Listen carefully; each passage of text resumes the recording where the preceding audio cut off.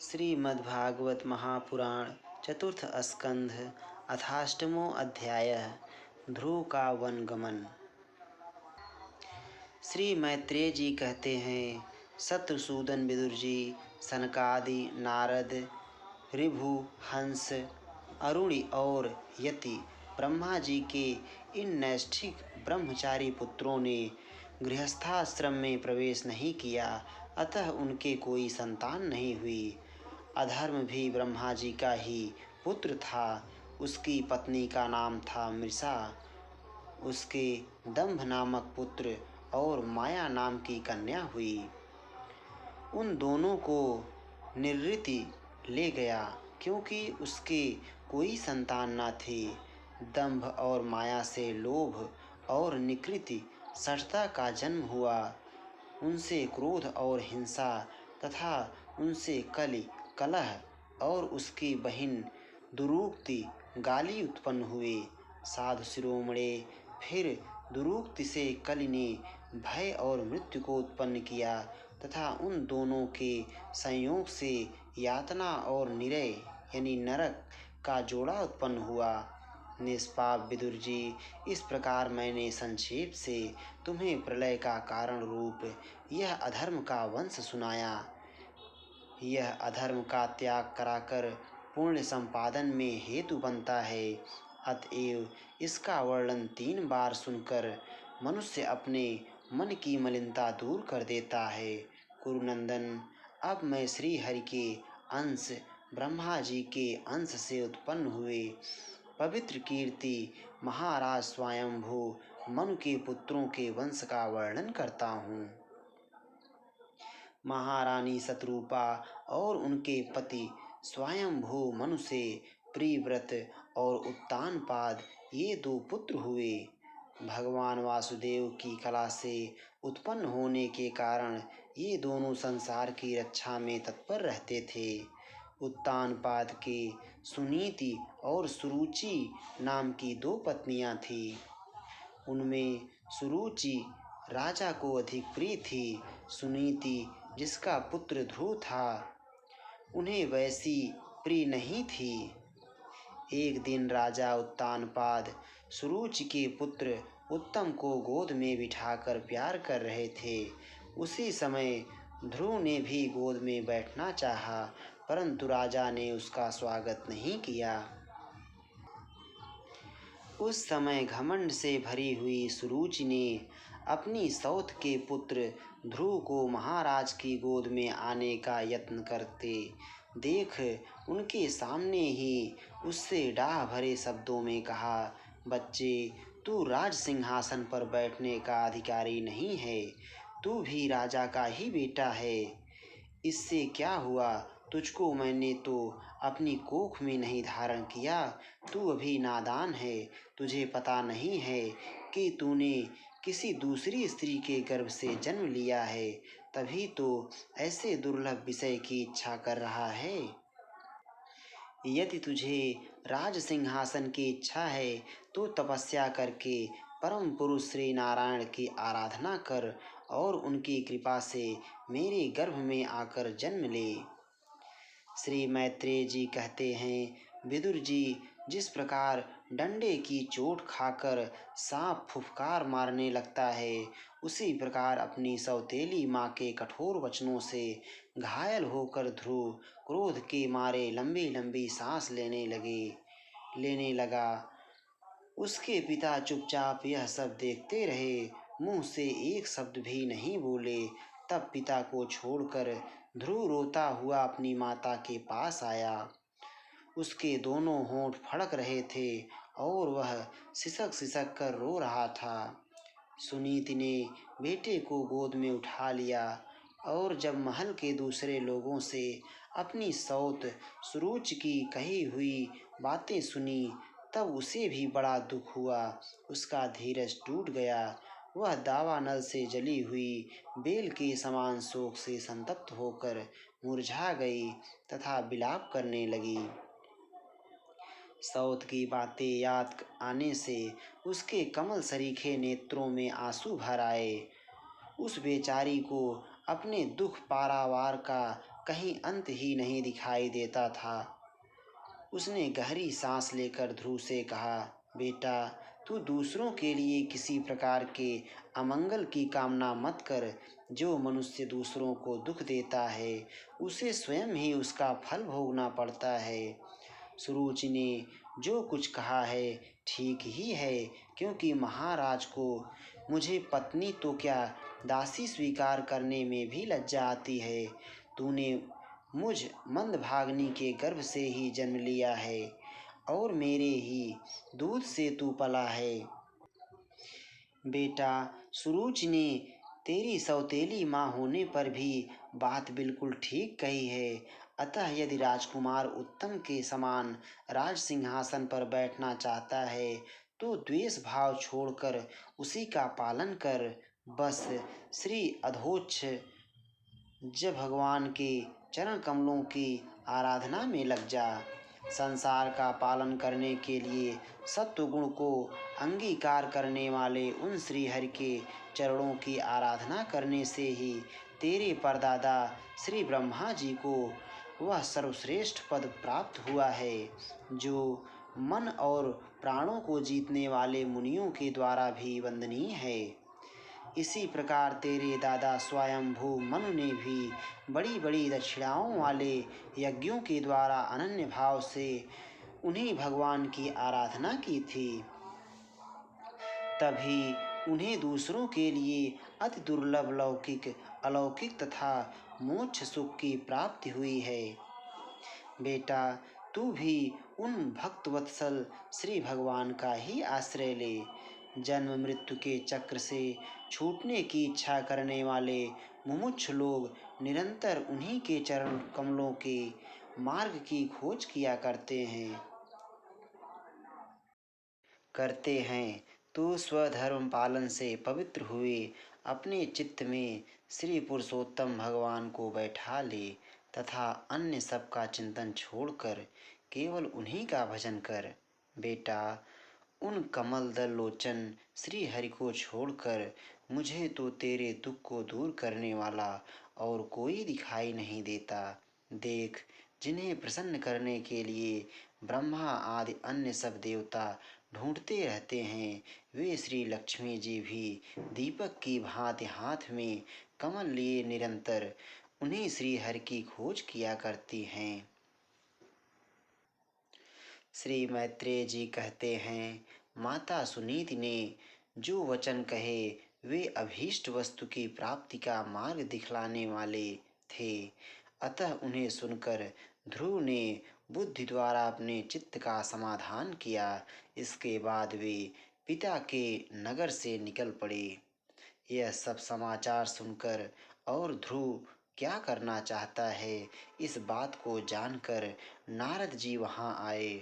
उन्होंने ध्रुव के मस्तक पर अपना पाप नाशक कर कमल फेरते हुए मन ही मन विस्मित होकर कहा। नारद जी ने कहा, अहो, क्षत्रियों का कैसा अद्भुत तेज है। वे थोड़ा सा भी मान भंग नहीं सह सकते।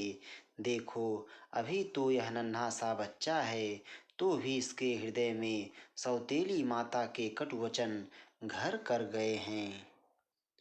तत्पश्चात नारद जी ने ध्रुव से कहा, बेटा, अभी तो तू बच्चा है, खेल कूद में ही मस्त रहता है।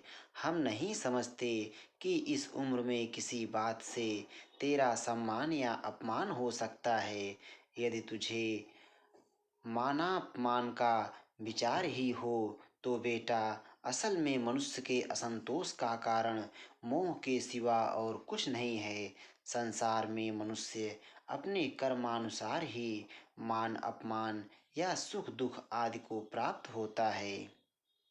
तात, भगवान की गति बड़ी विचित्र है, इसलिए उस पर विचार करके बुद्धिमान पुरुष को चाहिए कि दैववश उसे जैसी भी परिस्थिति का सामना करना पड़े उसी में संतुष्ट रहे।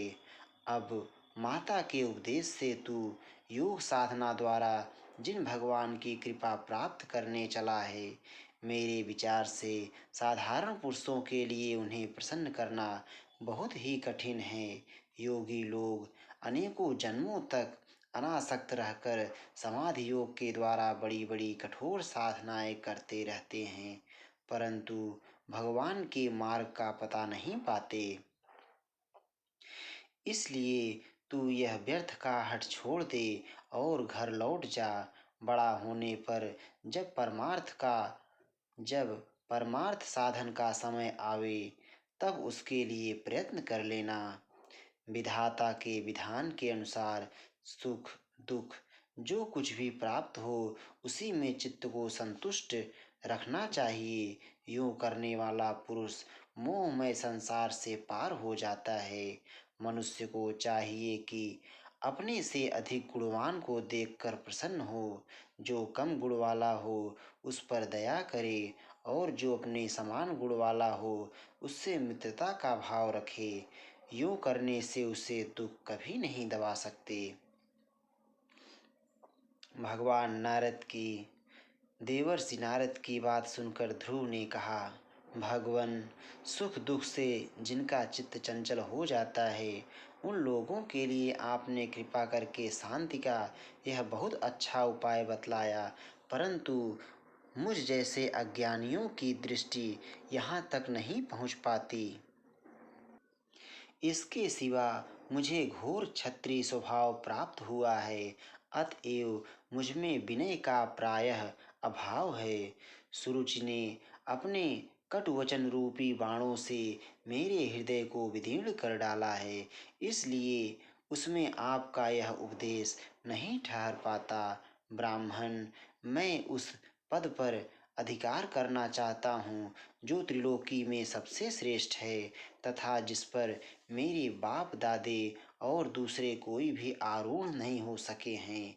आप मुझे उसी की प्राप्ति का कोई अच्छा सा मार्ग बतलाइए। आप भगवान ब्रह्मा जी के पुत्र हैं और संसार के कल्याण के लिए ही बीड़ा बजाते सूर्य की भांति त्रिलोकी में विचरा करते हैं। श्री मैत्रेय जी कहते हैं, ध्रुव की बात सुनकर भगवान नारद जी बड़े प्रसन्न हुए और उस पर कृपा करके इस प्रकार सदुपदेश देने लगे। श्री नारद जी ने कहा, बेटा, तेरी माता सुनीति ने तुझे जो कुछ बताया है वही तेरे लिए परम कल्याण का मार्ग है। भगवान वासुदेव ही वह उपाय हैं, इसलिए तू चित्त लगाकर उन्हीं का भजन कर। जिस पुरुष को अपने लिए धर्म, अर्थ, काम और मोक्ष रूप पुरुषार्थ की अभिलाषा हो, उसके लिए उनकी प्राप्ति का उपाय एकमात्र श्री हरि के चरणों का सेवन ही है। बेटा, तेरा कल्याण होगा। अब तू श्री यमुना जी के तटवर्ती परम पवित्र मधुवन को जा। वहाँ श्री हरि का नित्य निवास है। वहाँ श्री कालिंदी के निर्मल जल में तीनों समय स्नान करके नित्य कर्म से निवृत्त हो यथाविधि आसन बिछाकर स्थिर भाव से बैठना। फिर रेचक, पूरक और कुंभक तीन प्रकार के प्राणायाम से धीरे धीरे प्राण, मन और इंद्रिय के दोषों को दूर कर धैर्य युक्त मन से परम गुरु श्री भगवान का इस प्रकार ध्यान करना। भगवान के नेत्र और मुख निरंतर प्रसन्न रहते हैं। उन्हें देखने से ऐसा मालूम होता है कि वे प्रसन्नता पूर्वक भक्त को वर देने के लिए उद्यत हैं। उनकी नासिका, भौहें और कपोल बड़े ही सुहावने हैं। वे सभी देवताओं में परम सुंदर हैं। उनकी तरुण अवस्था है। सभी अंग बड़े सुडौल हैं। लाल लाल होंठ और रत्नारे नेत्र हैं। वे प्रणत जनों को आश्रय देने वाले अपार सुखदायक शरणागत वत्सल और दया के समुद्र हैं। उनके वक्षः स्थल में श्री वत्स का चिन्ह है। उनका शरीर सजल जलधर के समान श्याम वर्ण है। वे परम पुरुष श्याम सुंदर गले में वनमाला धारण किए हुए हैं और उनकी चार भुजाओं में शंख, चक्र, गदा एवं पद्म सुशोभित हैं।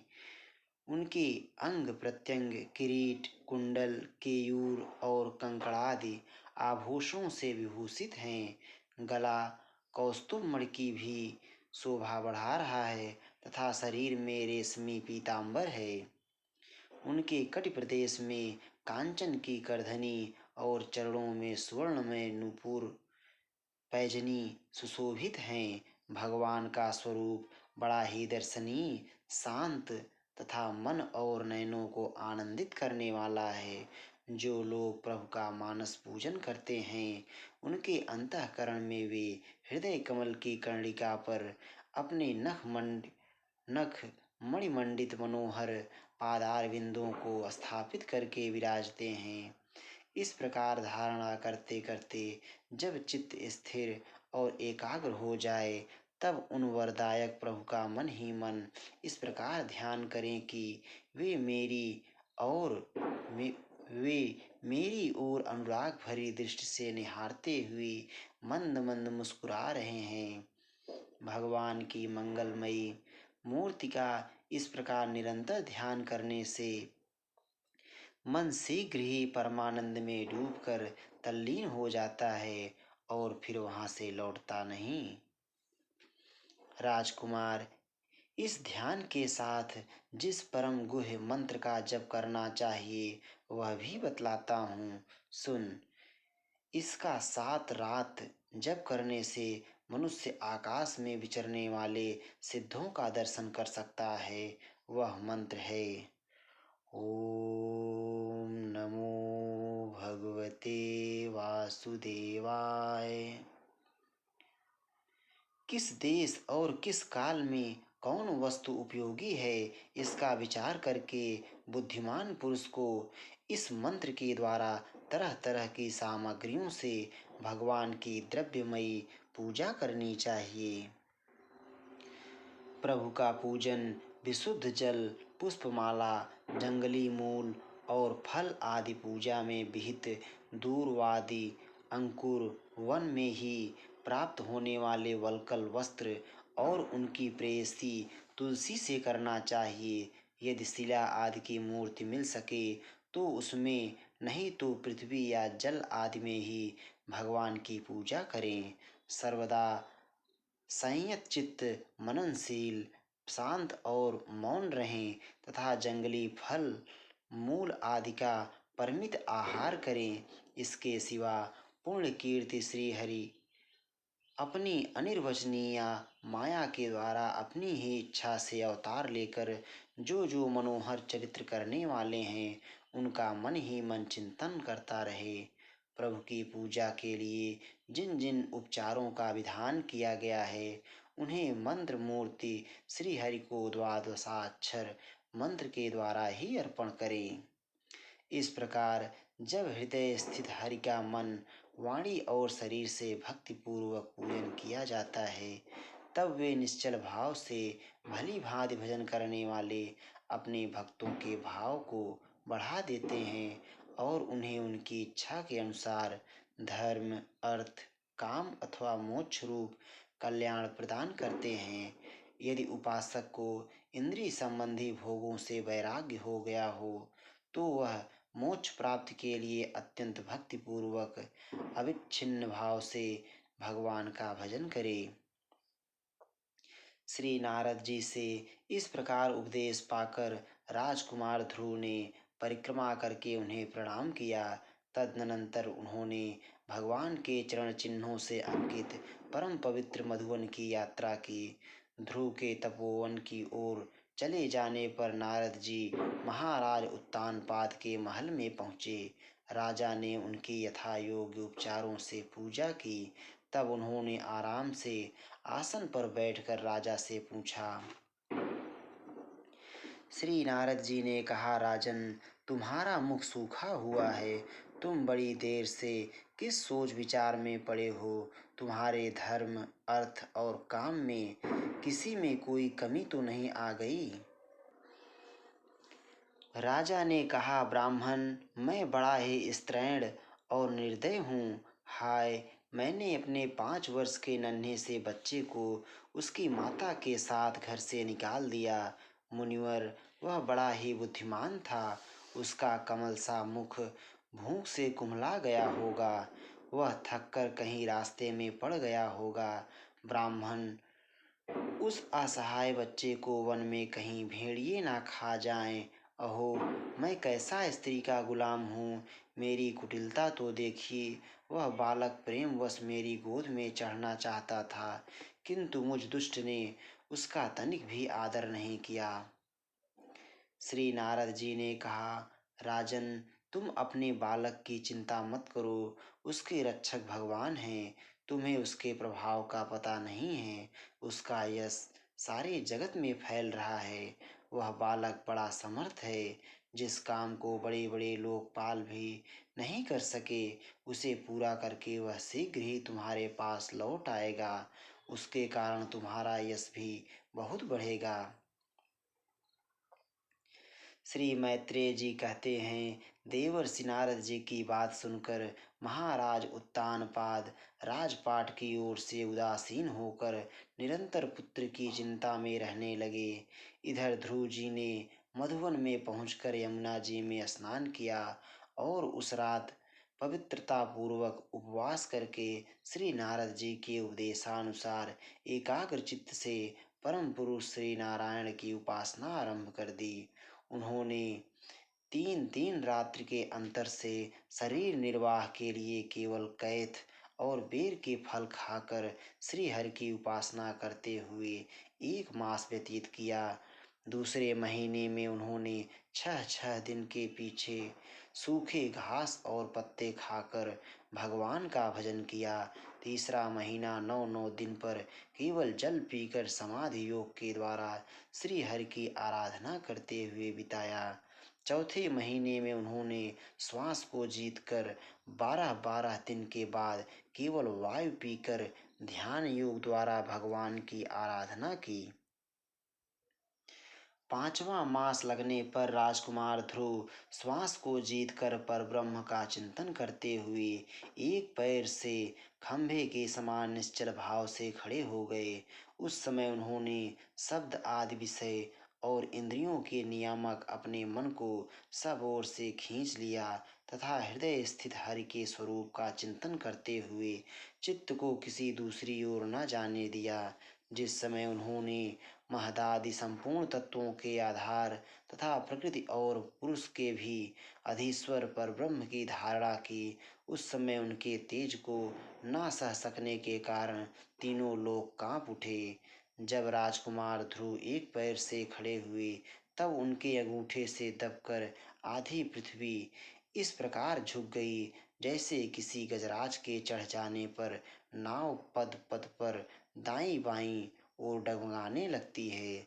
ध्रुव जी अपने इंद्रिय द्वार तथा प्राणों को रोककर अनन्य बुद्धि से विश्वात्मा श्री हरि का ध्यान करने लगे। इस प्रकार उनकी समष्टि प्राण से अभिन्नता हो जाने के कारण सभी जीवों का श्वास प्रश्वास रुक गया। इससे समस्त लोक और लोकपालों को बड़ी पीड़ा हुई और वे सब घबराकर श्री हरि की शरण में गए। देवताओं ने कहा, भगवन, समस्त अस्थावर जंगम जीवों के शरीरों का प्राण एक साथ ही रुक गया है। ऐसा तो हमने पहले कभी अनुभव नहीं किया। आप शरणागतों की रक्षा करने वाले हैं। अपनी शरण में आए हुए हम लोगों को इस दुख से छुड़ाइए। श्री भगवान ने कहा, देवताओं, तुम डरो मत। उत्तानपाद के पुत्र ध्रुव ने अपने चित्त को मुझ विश्वात्मा में लीन कर दिया है। इस समय मेरे साथ उसकी अभेद धारणा सिद्ध हो गई है। इसी से उसके प्राण निरोध से तुम सबका प्राण भी रुक गया है। अब तुम अपने अपने लोकों को जाओ। मैं उस बालक को इस दुष्कर तप से निवृत्त कर दूंगा। इति श्रीमद्भागवते महापुराणे पारमहंस्यां संहितायां चतुर्थस्कन्धे ध्रुवचरिते अष्टमो अध्यायः। श्री राधा वल्लभ लाल की जय।